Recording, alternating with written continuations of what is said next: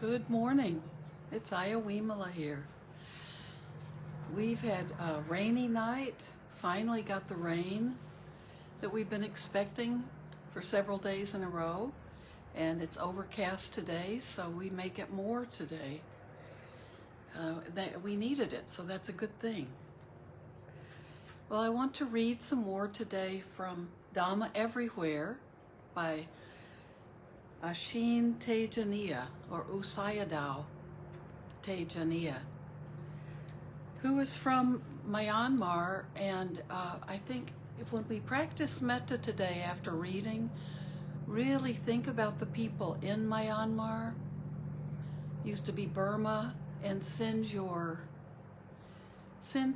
peace and send metta to everyone there. Their country is still in such turmoil. And other countries like Haiti and countries where the governments are really in disarray, that's a very fearful feeling, I'm sure, for all of the people living there. There's so much uncertainty. So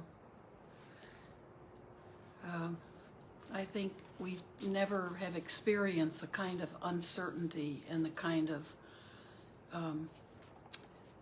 maybe even chaos that they've experienced in their lives.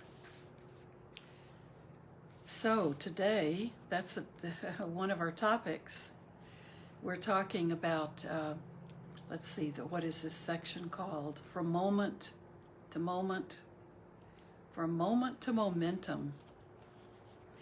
And we've been talking about our practice and carrying our practice into our daily activities. So today, this section begins with pain. And I know many of you suffer from one level of pain or another, physical pain, and then there's always other kinds of pain. So let's see.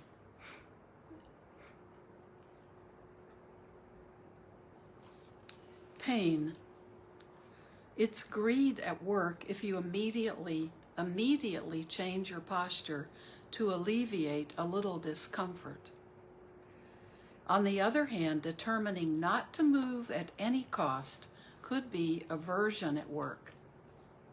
Of course, nobody likes these aches, sharp pains, dull pains, or itchiness.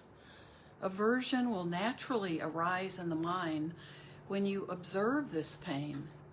You can begin to recognize these reactions at work and avoid falling into either extreme of immediately changing or not moving at any cost.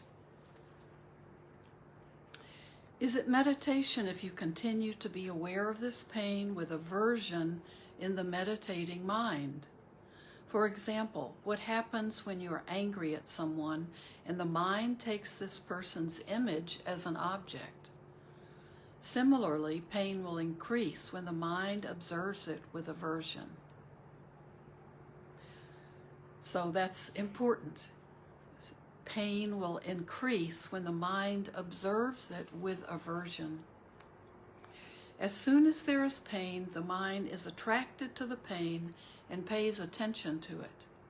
This happens not because it is a pleasant experience, but because it is an undesirable one. What can you do in this situation? While the pain may be quite prominent at this point, please don't look at the pain just yet. Don't look at this pain directly when there is resistance. Check the mind first.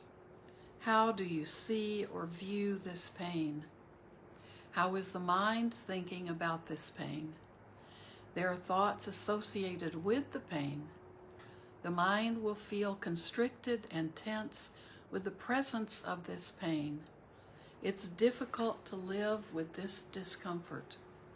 Try to see the sensation in the body and the mental feelings associated with this sensation happening together. So after you have changed the object of attention from the pain to the mind, you can have an attitude of let it be.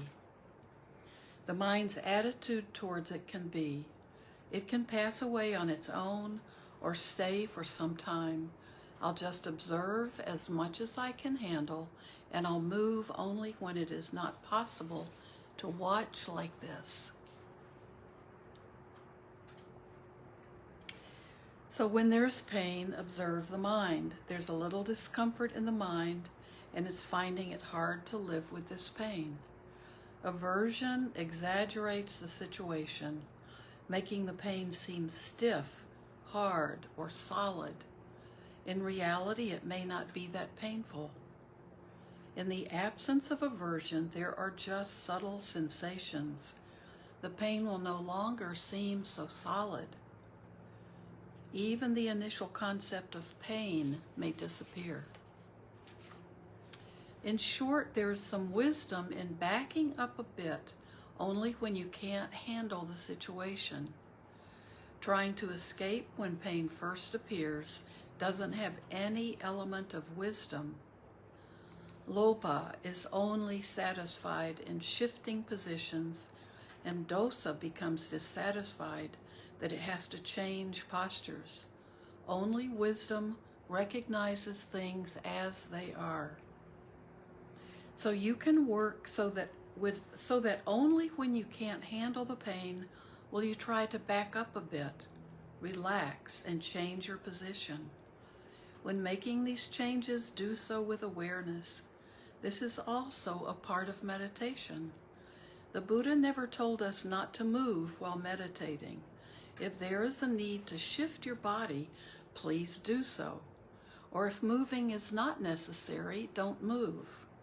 There is no wisdom in forcing yourself to bear and endure pain when it has become very intense in the body.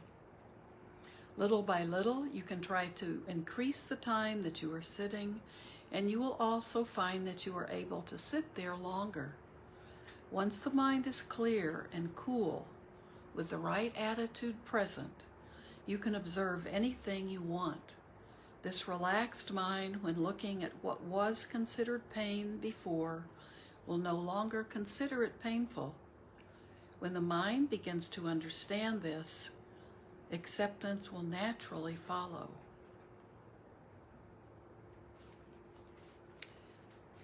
That's a really good advice, and we can use meditation as a way to practice working with that pain, because we are paying more attention. And just use your sitting practice or even walking meditation as a way to see. You can see what your typical reaction is, and then you can see if you can be with it a little longer to understand it better. So use your practice. But remember what he says. He's saying little by little try to increase the time you're sitting. And you'll also find you can sit there longer. But we're just learning to observe it first and to see if it's really as bad or as solid as we think it is. And when it feels like it's just solid pain, it can become worse just because we're imagining the rigidity and the solidness of it. So I like what he says. Vedana. And remember, he's talking about when we're sitting in meditation. That was not talking about dealing with constant long-term pain. Okay, Vedana. So that's the Pali word. This section is about feelings. So long as there is a mind, there will be mental feelings and the presence of some kind of Vedana. Sukha Vedana, Dukkha Vedana, or Upekkha Vedana. These are pleasant, unpleasant, or neutral feelings. So long as there is a body, there will be aches, pains, sickness, or disease. What is more important for Vedana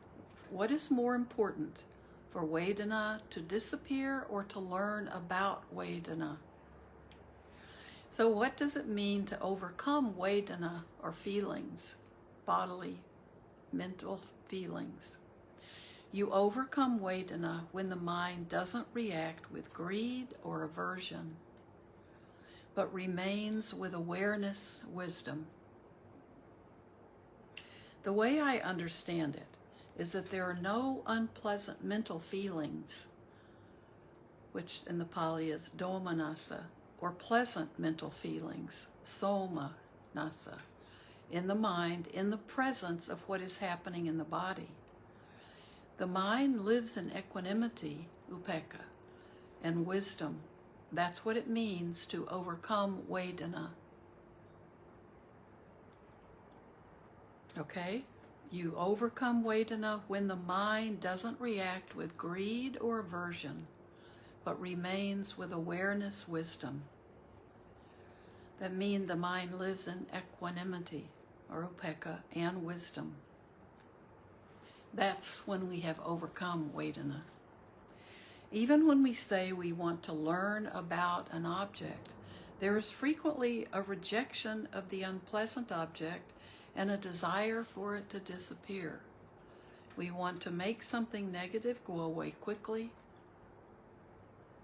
and we make an effort to end it. When something positive arises, we try to make it last a little longer. Is this dharma? Trying to change those feelings. We're trying to change the object. Your job is to recognize any feeling as just feeling. This feeling is not a person or entity, and it also doesn't have anything to do with you. So throw that into the mix. This is not about you. It doesn't have anything to do with you. You practice for this type of understanding and wisdom to arise. When you realize that this is nothing personal, you'll no longer find an issue with it. It is only a problem when you take this feeling as yours. So please recognize the underlying attitude that is present when this feeling arises. You practice because you want to understand. It's another really good, very good sentence. You practice because you want to understand. If you don't want to understand, no need to practice, right? So if we don't want to understand that this isn't personal, this isn't about us.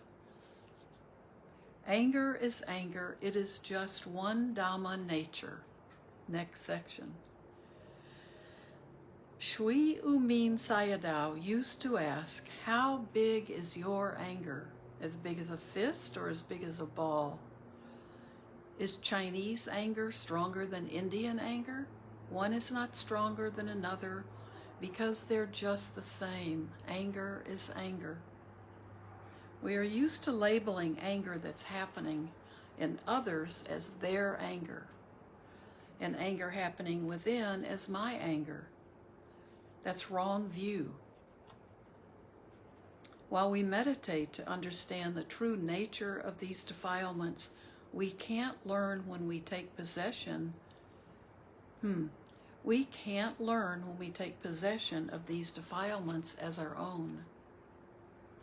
While we meditate to understand the true nature of these defilements, we can't learn when we take possession of these defilements as our own. Interesting. Okay, let's see what that means. Anger and greed each have their own specific natures. Anger is rough and has the nature of breaking or destruction. Greed, on the other hand, has the nature of clinging and entangling. Greed doesn't want to let go. It's the nature of the mind to have good experiences followed by bad experiences and vice versa while we are meditating. With wrong views and ideas, greed or anger comes in. With right views, wisdom arises. Our difficulties arise from not having the right background information and not understanding the nature of the mind. It is difficult to practice without a thorough understanding of how to practice. When there's real understanding, everything works out well. So I'm going to read one short section and then we'll sit because it seems like we're right on the verge of something. Consistent effort. We want the type of awareness that develops naturally from consistent effort, moment to moment. We don't want this doing, forceful effort that uses a lot of energy all at once, only to slack off when we are tired. When we get some energy back, we may recover from our drowsiness and start to be aware once again. It's impossible to develop it's impossible to develop continuity of awareness in this random way. Please work toward continuity in awareness. When there is continuity of awareness and the mind is able to see the whole process of what comes before and what happens after without forcing, the mind will begin to recognize cause and effect.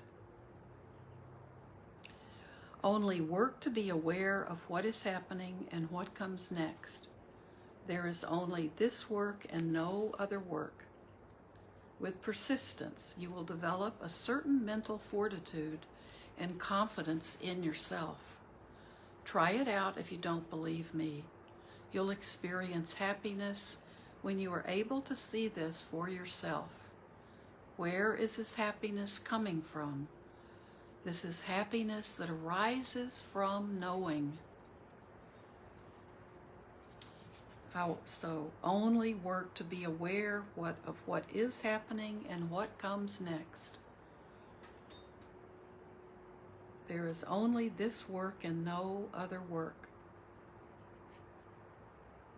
With persistence, you will develop a certain mental fortitude and confidence in yourself. So,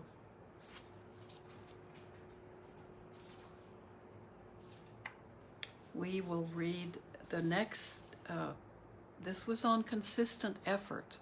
Next he's going to explain how this awareness gains momentum. This consistency is going to lead us towards more mindfulness and more focus. And then we'll see the value of this awareness. So we'll stop now so we can sit together, but I ended on page 105 of the book. So, consistent effort. We don't want to have a lot of effort all at once and then get exhausted and tired and stop and maybe come back to it much later. So work on consistency, steadiness. And let's practice. We have 10 minutes to practice, and if you can continue after I have to leave, that would be wonderful. So let's sit together. You can let these thoughts of what I've been reading, let that just percolate in your mind.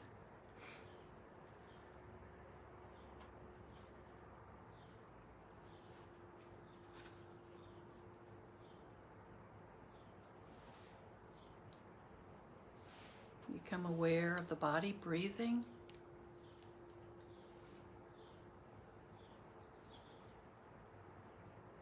Feel your spine lifted up. Have the support you need so your body can be comfortable and be relaxed.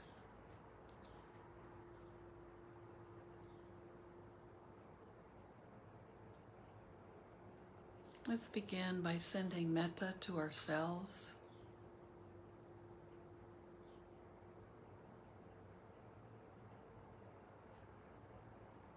May I be well. May I be content and truly happy. May I feel safe. May I be at peace with myself, at peace with my world.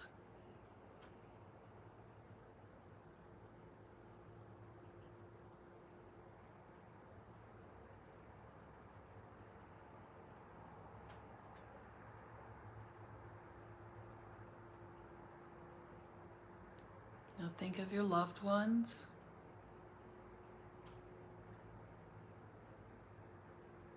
your family members, your close friends, your noble friends.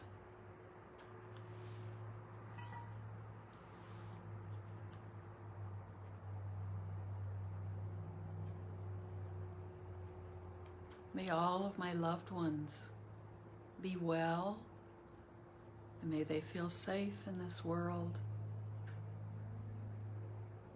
May they be contented and truly happy.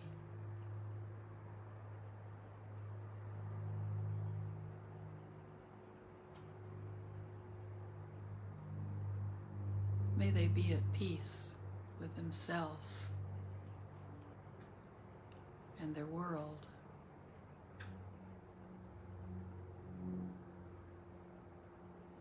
May they be free from suffering and the causes of suffering.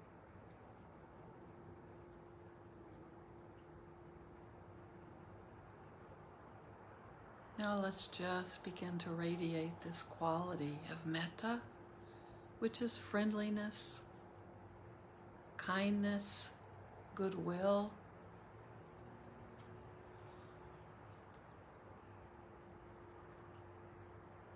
And just begin to radiate out from yourself all of these qualities, sending it out in a boundless projection. There's no end. And let's think of all living beings, all creatures, all human beings, all non-human beings, the ones we can't even see. And let's focus on all of those beings who are living in countries without peace, where their governments are in disarray, chaos. Places like Myanmar, Haiti, Afghanistan,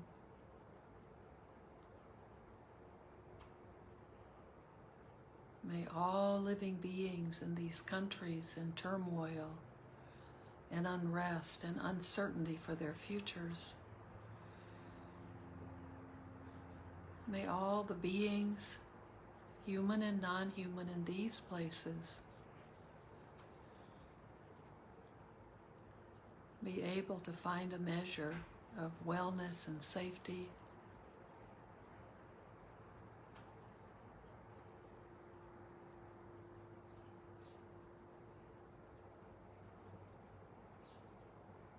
May they be free from suffering and its causes. May they be able to live without fear. May their needs for food and water and shelter be met.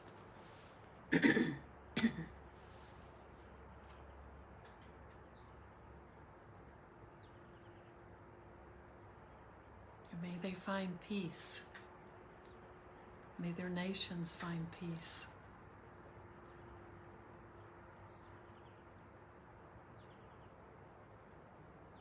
Just keep opening your heart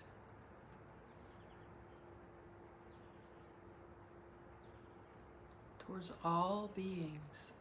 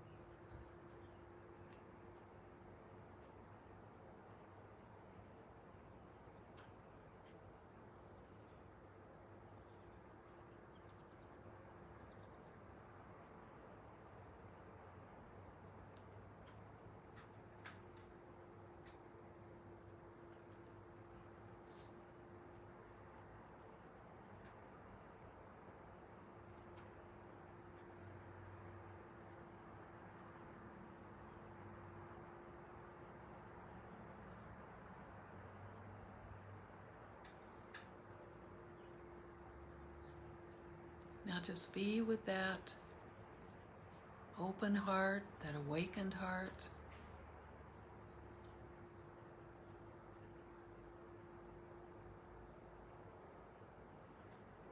Letting go of any aversion.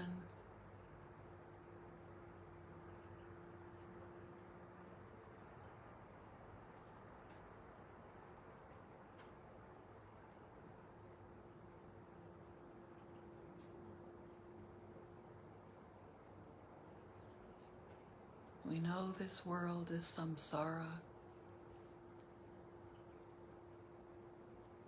We know that with our own consistent effort at waking up, developing mindfulness,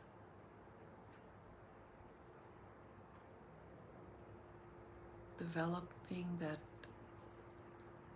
stable mind, that samadhi,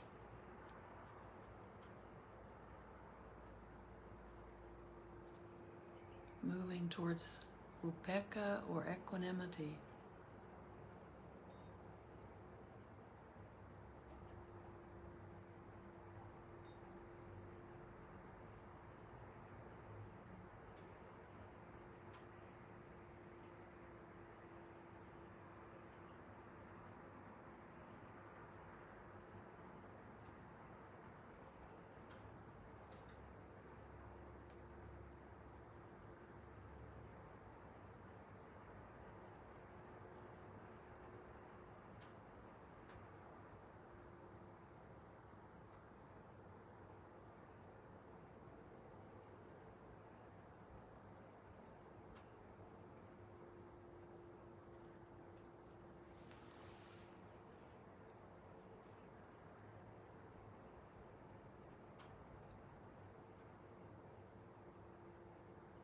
May peace be with all of you. May you be well. May you be truly happy. May you be at peace. And may everything we do or think or say be done not only for our own benefit, but for the benefit of all living beings, and those beings being born, and those beings dying.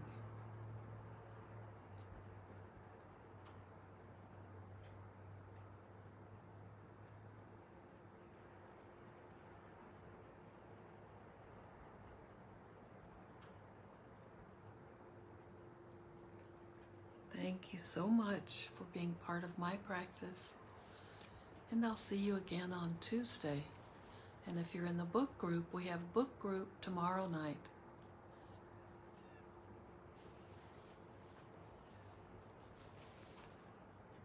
Keep practicing if you have the time.